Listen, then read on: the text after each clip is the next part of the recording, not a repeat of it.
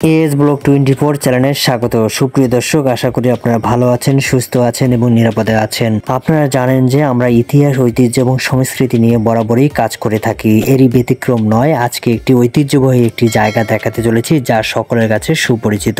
বাংলাদেশের সর্ববৃহৎ দ্বিতীয় শুটকি আড়ত সৈয়দপুর। এখানে সকল মাছের শুটকি পাওয়া যায়। রংপুরের খুবই কাছে নীলফামারী জেলার সৈয়দপুর শহরে এমন একটি ঐতিহ্যবাহী বাজার আছে যেখানে শুধুমাত্র শুটকি মাছের রাজ্য বলে সকলের কাছে সুপরিচিত।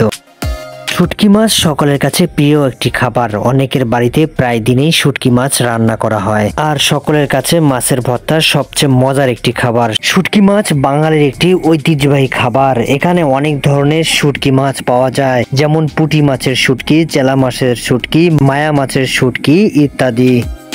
আমাদের শহর সৈয়দপুর থেকে দেশের বিভিন্ন জায়গায় শুটকি মাছ রপ্তানি করা হয়, বিশেষ করে ঢাকাতে। আর শুধুমাত্র ঢাকা নয়, দেশের অনেক জায়গায় এই শুটকি মাছ রপ্তানি করে অধিক পরিমাণ মুনাফা অর্জন করছে শুটকি ব্যবসায়ীরা। আর দেশের ঐতিহ্যবাহী খাবার সকলের কাছে দ্রুত পৌঁছে যাচ্ছে এভাবেই। আমরা এই মুহূর্তে একটি শুটকি আড়তের দোকানে অবস্থান করছি এবং ভালোভাবে পর্যবেক্ষণ করার চেষ্টা করছি কি কি ধরনের শুটকি রয়েছে। এটি যে বড় আড়ত এমনটি নয়, এখানে অসংখ্য আড়ত রয়েছে এবং খুচরা দোকানও রয়েছে। আপনারা যারা দূর দূরান্ত থেকে এখানে আসবেন অবশ্যই মনে করে শুটকি নিয়ে যেতে ভুলবেন না। আর যাদের শুটকি সবচেয়ে প্রিয় একটি খাবার, তারা তো কোনোভাবেই এখানে আসলেই বা এর আশেপাশে আসলেই কোনোভাবে শুটকি নিয়ে যেতে মিস করে না।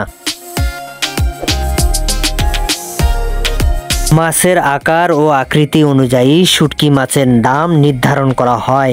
এক এক রকম মাছের ভিন্ন ভিন্ন দাম রয়েছে, আর ক্রেতাগণ তাদের পছন্দ অনুযায়ী শুটকি মাছ ক্রয় করে থাকেন এই স্থানে।